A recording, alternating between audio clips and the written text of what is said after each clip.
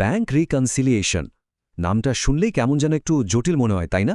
ব্যবসার হিসাব যারা রাখেন তাদের কাছে এটা খুবই পরিচিত একটা ব্যাপার। তো আজকের এই পর্বে আমরা দেখব এই বিষয়টাকে কতটা সহজে আসলে বোঝা যায়। আপনারা যারা ব্যবসার হিসাব মেলান তারা এই সমস্যায় নিশ্চয়ই পড়েছেন। ক্যাশ ব্যালেন্স কিছুতেই ব্যাংকের সাথে মিলছে না। কেন? আসলে এই অমিলের পেছনে কিন্তু কিছু নির্দিষ্ট কারণ আছে। আর হ্যাঁ, এটা সমাধানের জন্য একটা পরীক্ষিত উপায়ও আছে। চলুন আজকে আমরা সেই উপায়টাই ধাপে ধাপে জেনে নেব। আচ্ছা, এই পুরো ব্যাপারটা যাতে একেবারে পানির মতো সোজা হয়ে যায় সেজন্য আমরা একটা 6 ধাপের কাঠামো ফলো করব। এই কাঠামোটা আমাদের একদম শুরু থেকে, মানে লক্ষ্যটা কি সেখান থেকে শুরু করে বাস্তবে কিভাবে কাজে লাগাতে হয় সেই পর্যন্ত নিয়ে যাবে। এতে পুরো ধারণাটাই পরিষ্কার হয়ে যাবে। তো আমাদের কাঠামোর প্রথম ধাপে চলে আসি, লক্ষ্য। দেখুন, কোনো কিছু মেলানোর আগে তো জানতে হবে আমরা ঠিক কি মেলাতে চাইছি, তাই না? মানে একটা ব্যাংক সমন্বয় বিবরণীর আসল উদ্দেশ্যটা কি? একদম সহজ করে বললে ব্যাংক সমন্বয় বিবরণী হচ্ছে একটা রিপোর্টের মতো। ধরুন, একটা কোম্পানির ক্যাশবুক একটা গল্প বলছে, আর তার ব্যাংক স্টেটমেন্ট বলছে আরেকটা গল্প। এই বিবরণীর কাজ হলো এই দুটো গল্পের মধ্যে যে পার্থক্যগুলো আছে সেগুলো খুঁজে বের করা এবং সব মিলিয়ে আসল সত্যিটা, মানে সঠিক ক্যাশ ব্যালেন্সটা আসলে কত হওয়া উচিত সেটা দেখানো। বেশ, আমরা তো জানলাম ব্যাংক সমন্বয় জিনিসটা কি, কিন্তু আসল প্রশ্ন হলো এই কাজটা করার দরকারটা কি? কেন এটা এত জরুরি? আমাদের কাঠামোর এই দ্বিতীয় ধাপে আমরা ঠিক এই কেনর উত্তরই খুঁজব। ব্যাপারটা কিন্তু শুধু সংখ্যা মেলানো নয়, এর গুরুত্ব অনেক বেশি। ব্যাংক সমন্বয় করলে হিসাবে কোনো ভুল হচ্ছে কিনা, এমনকি কোনো জালিয়াতি হচ্ছে কিনা সেটাও ধরা পড়ে যায়। এটা আপনার কোম্পানির আর্থিক নিরাপত্তার জন্য খুবই দরকারি। আর এটা নিশ্চিত করে যে আপনি আপনার সত্যিকারের ক্যাশ ব্যালেন্সটা জানেন, যা আপনাকে ভালো আর্থিক সিদ্ধান্ত নিতে সাহায্য করে। এক কথায় বলতে গেলে এটা একটা কোম্পানির আর্থিক স্বচ্ছতার বর্মের মতো কাজ করে। বেশ, এবার আমরা প্রক্রিয়ার একেবারে মূল জায়গায় চলে এসেছি, পার্থক্যগুলো খুঁজে বের করা।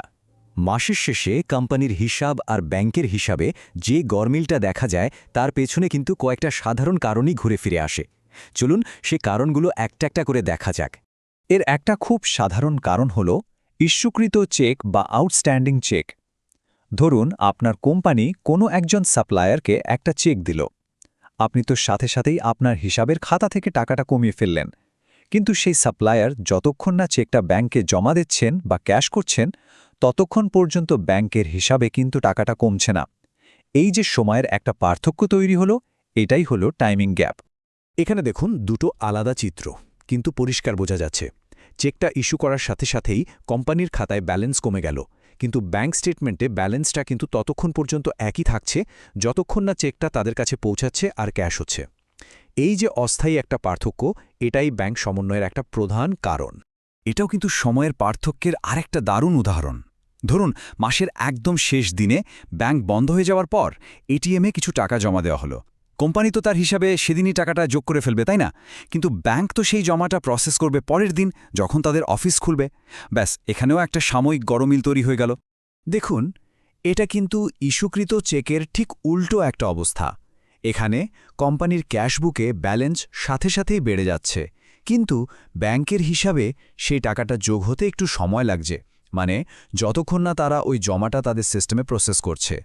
এই সময়ের পার্থক্য ছাড়াও কিন্তু আরও কিছু ব্যাপার থাকে, যেমন ব্যাংক হয়তো মাস শেষে কিছু সার্ভিস চার্জ কেটে নিল, অথবা আপনার অ্যাকাউন্টে কিছু সুদ জমা করল। এই লেনদেনগুলো তো আপনি ব্যাংক স্টেটমেন্ট না দেখা পর্যন্ত জানতে পারবেন না, তাই না? ফলে আপনার হিসেবে এগুলো রেকর্ড করা বাকি থেকে যায়। আরেকটা খুব গুরুত্বপূর্ণ বিষয় হল বাউন্সড বা খারাপ চেক। ধরুন, কোনো কাস্টমারের কাছ থেকে পাওয়া একটা চেক অপর্যাপ্ত ব্যালেন্সের জন্য ব্যাংক ফেরত পাঠিয়ে দিল। এখন আপনি তো আপনার হিসাবে ধরে নিয়েছিলেন যে টাকাটা জমা হয়ে গেছে, কিন্তু বাস্তবে তো তা হয়নি। তাই আপনাকে আবার আপনার হিসাবে একটা সমন্বয় করতে হবে। তো আমরা এতক্ষণ গরম মিলের নানা কারণ দেখলাম। এবার সময় হয়েছে সবগুলোকে একসাথে করে ফাইনাল রেজাল্টটা দেখার। এই ধাপেই আমরা দেখব কিভাবে দুই দিকের হিসাব শেষ পর্যন্ত একটা সঠিক ব্যালেন্সে এসে মিলে যায়। এই টেবিলটা পুরো প্রক্রিয়াটাকেই খুব সুন্দরভাবে দেখাচ্ছে। দেখুন, বাম দিকে ব্যাংক ব্যালেন্সের সাথে যে টাকাগুলো জমা হয়েছে কিন্তু এখনও অ্যাকাউন্টে দেখায়নি, সেগুলো যোগ করা হয়েছে। আর যে চেকগুলো ইস্যু করা হয়েছে কিন্তু ক্যাশ হয়নি, সেগুলো বিয়োগ করা হয়েছে।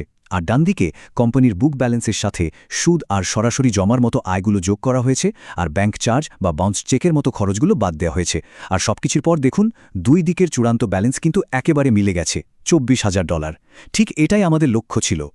বেশ, আমরা কিন্তু একটা বেশ বড় প্রক্রিয়া পার করে এসেছি। চলুন এবার আমাদের কাঠামোর পঞ্চম ধাপে গিয়ে মূল বিষয়গুলো আর একবার ঝালিয়ে নিই।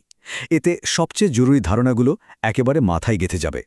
তাহলে সংক্ষেপে মনে রাখার মতো বিষয়গুলো কি কি? ১. কোম্পানির হিসাবের খাতা আর ব্যাংক বিবরণী দুটো আসলে একই গল্পের দুটো আলাদা অংশ। ২. বেশিরভাগ গরমিলের কারণই হল সময়ের পার্থক্য। আর ৩.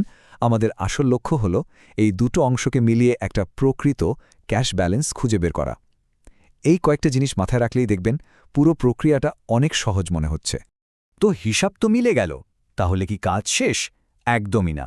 আমাদের কাঠামোর একেবারে শেষ ধাপে আমরা দেখব এই সবকিছু মেলানোর পর সবচেয়ে জরুরি কাজটা কি, মানে এটাকে বাস্তবে প্রয়োগ করা। এটা কিন্তু খুব খুব গুরুত্বপূর্ণ একটা বিষয়। দেখুন, ব্যাংক সমন্বয় বিবরণীটা নিজে কিন্তু কোনো অ্যাকাউন্টিং রেকর্ড না, এটা শুধু একটা ওয়ার্কশিট বা বিশ্লেষণ।